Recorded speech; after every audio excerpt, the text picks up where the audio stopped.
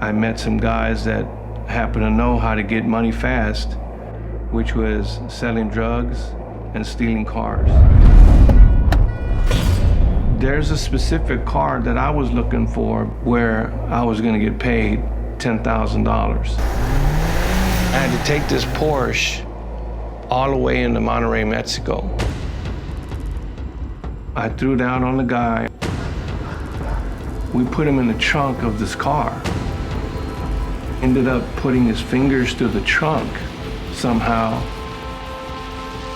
It just set me off, and that's when I shot him.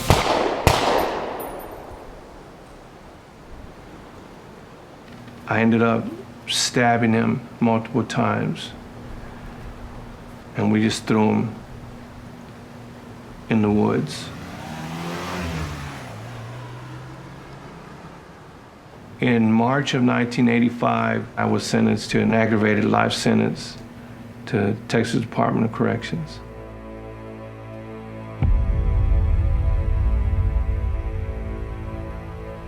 The first day that I got to prison, I had to fight until they got tired.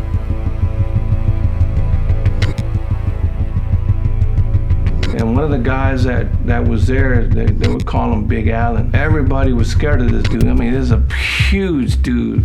No, I'm gonna make him my example, man. I went to my cell. I got a shank.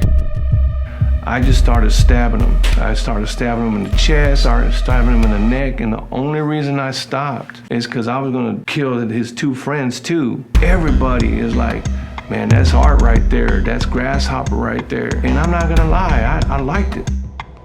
Gangs wanted to recruit me. I ended up joining the most violent gang in the Texas prison. We would not hesitate to kill anybody. This is where I learned how to make a bomb. I made a spear. When he walked out of his cell, I speared him. I ended up jumping the fence on this guy, and I stabbed him probably 70 times. All that was behind him making noise.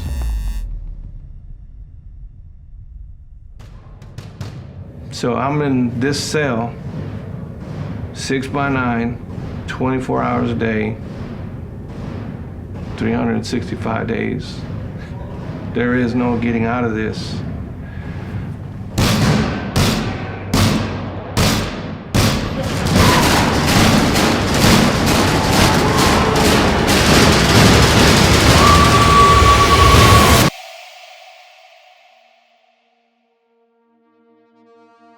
I didn't have any emotions no more. I was dead.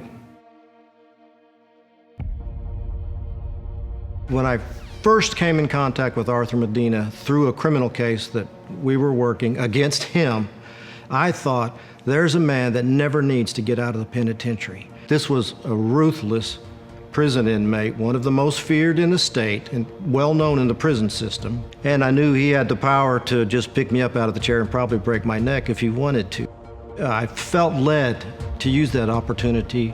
I asked Arthur, I said, let's don't talk about the murder right now. Let's talk about something else. And I asked him, do you believe in God? What kind of a question was that? Do I believe in God? It just made something inside of me break. I don't know what made me say yes. And that was when he asked me, if you believe in God, then why don't you get to know him? So when I went back to my cell, I studied Islam, Buddhists, Mormonism, Jehovah's Witness, every religion on the face of the earth. But it was the Bible that spoke to me. I followed Arthur in his history and his reputation, and he was becoming very well known as a Bible student. He led Bible studies. The wardens spoke up for him and said, Arthur Medina is different. He's real.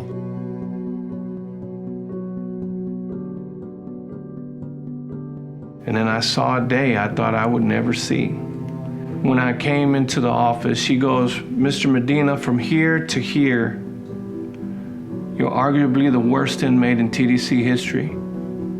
But from here to here, you're arguably the best inmate in TDC history. What happened right here? I said, ma'am, I believed in Jesus Christ as my Lord and Savior, and I ain't been the same since. And 7 days later, I was granted a unanimous decision to be released from prison.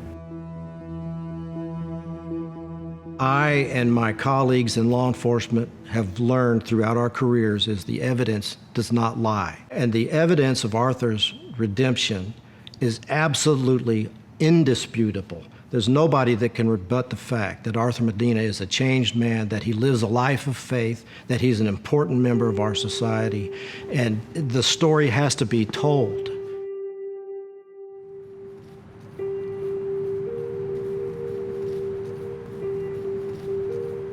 With God, nothing is impossible.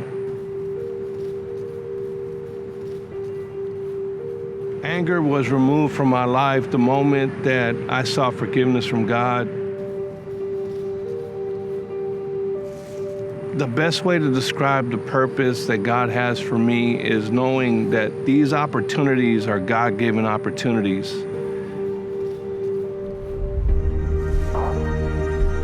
And they're not for me.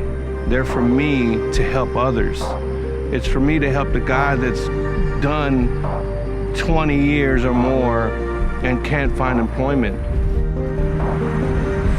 Instead of the sorrow, I have joy. Instead of the chaos and the anger, I have peace. And it's a peace that does surpass all understanding. If God can change me, God can change anyone.